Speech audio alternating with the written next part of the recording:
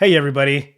Welcome to today's episode of John Has Trust Issues, where I discuss issues relevant to the worlds of zero trust and authorization in a few minutes. I'm John Martinez. I'm the technical evangelist over here at Strong DM. And my trust issue today stems from that weird Wi Fi network that just popped up in my neighborhood. It says FBI surveillance ban. I wonder if I should connect to it just to see what's going on. Today I'm talking about zero trust in actuality. And specifically about zero trust, I'm talking about the newly released cybersecurity information, or CSI, sheet from the NSA.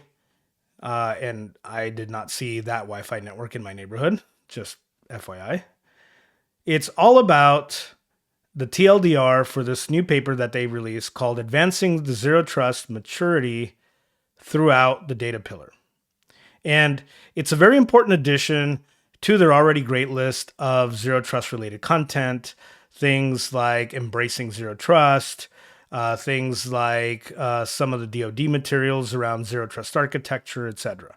So this is really a good content around data security and the data pillar itself. And we'll get into the details in a little bit here. But before we get there, let's talk about what zero trust really is. Now, we've all heard zero trust in many different facets and many different implementations, but most of the time what we hear, it's really just about actual solutions, right? Not really about the zero trust security model. So I thought I'd recap a little bit for everybody today what the zero trust security model is according to John.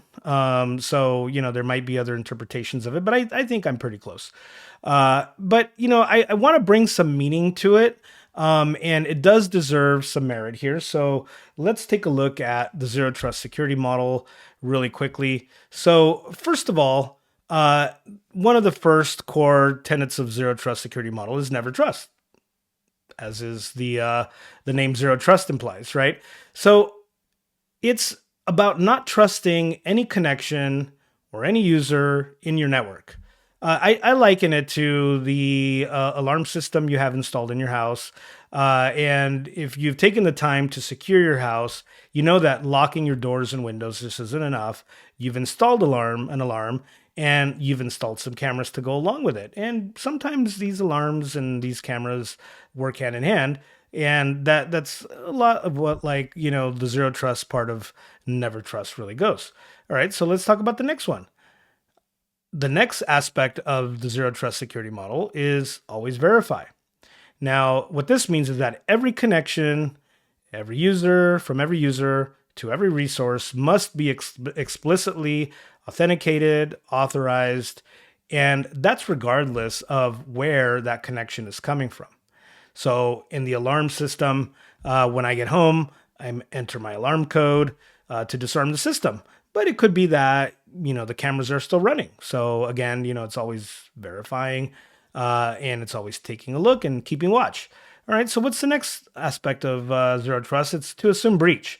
So this assumes that the security threats in your network, they exist everywhere, both inside and outside of your network, and you should assume that they're already in your network or are about to get into your network. They're about to breach your network. So again, with the alarm system, when I leave home, I don't just lock the doors and windows. I also arm the alarm system, and that activates things like motion detectors. It could tie things like cameras together or correlate motion to cameras, do facial recognition, box recognition if you're getting a package from your favorite online retailer. And I get all of those. I'll get all of those alerts over on my cell phone. And if we're doing proactive security in my alarm system, it could automatically reach out to the police. It could automatically call help over. And so that's kind of what the assumed breach aspect of it is. So this forces you, so all of the zero trust security model forces you to take a proactive approach to security and implement continuous verification, validation, and authorization of all those sessions that are going to all of those juicy databases. And implementing zero trust isn't just a solution, that you can install right now, and poof, magically I've got zero trust. It doesn't work that way. It's a journey. It's a journey that you must mature on. And taking a little bit of an example in the paper, the NSA actually brings up a really good example of a pretty large breach. I know a lot of us were impacted by this breach with one of the main credit reporting agencies back in 2017. And what we see in that breach report, or in that example that they use in the paper about the breach report, is we see that really what happened there was a breach of data systems, of course, and very sensitive data, things like social security numbers, addresses, names, pretty much you have it, right? That's where a lot of us go and apply for credit, which is a grown-up thing to do, of course, right? So, this breach was pretty big. Now, it does talk about the aspect of data breach, but really, at the end of the day, when we take a look at the history of that breach, seems like forever ago, it's pre-pandemic and all of those things. We do see that there is a correlation between the data tier, or in the case of Zero Trust model, the data pillar, and the actual server side of things, so the web application side of things. And I am writing a paper that talks about the connection between OWASP and Zero Trust and data breaches, etc. Right? So definitely at the end of the day, there is a direct correlation between your workload security and your data security. So let's take a look a little bit here on what those pillars look like. So I think that the NSA laid it out really well on how the security model works, the maturity model works, for data security. And it comes down to a crawl, walk, run approach, which is very, very similar to a lot of other aspects of our industry that we've seen, right? I talked earlier about you can't just buy a solution and you're magically zero trust. So how does the NSA lay this out for us from a maturity or a maturing perspective? So, the first thing we need to do, obviously, from the data perspective, is to catalog our data or know what data we have. It's a really important aspect. Seems kind of basic, but, definitely what data we have. Do we have things like PII? Do we have really sensitive PII like credit card or social security number information? Those kinds of things. Another aspect of it is to tag and label your data. And it's just not to tag your label and data so you organize all of this data and you know who the owners are, etc. There's also an aspect here of using those tags eventually to feed automation. And, that partly is the next aspect of the maturity approach that they've laid out. And that's encrypting. They specifically call out encryption with tag-based access controls, but I submit to you that it's useful for much more than just encryption. We can use that tag data for a lot of things.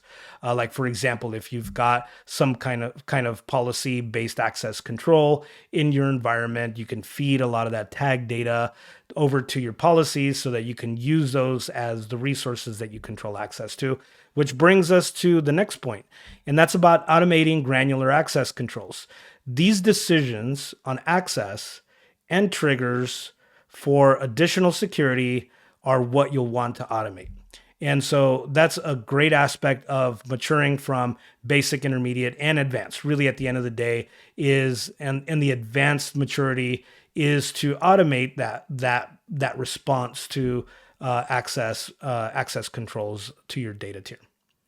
And at the end of the day, the core of securing your data pillar comes down to one important aspect, and that is securing your data so it is accessed exclusively by authorized users and authorized users only.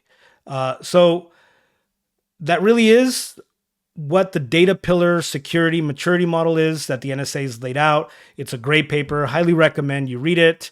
It's 15 pager, so definitely go through it. Take a look at all the different points. I didn't get into all of the details. Of course, this is a TLDR session, but I do have a blog on this topic through Strong DM that will be there really soon, if not already there. So definitely encourage you to take a look at that. And that's another episode of John Has Trust Issues. And this episode was brought to you by Strong DM, the modern access management platform that enables continuous Zero Trust, I'm going to use it, authorization for all of your infrastructure. Thank you for watching. Have an awesome day.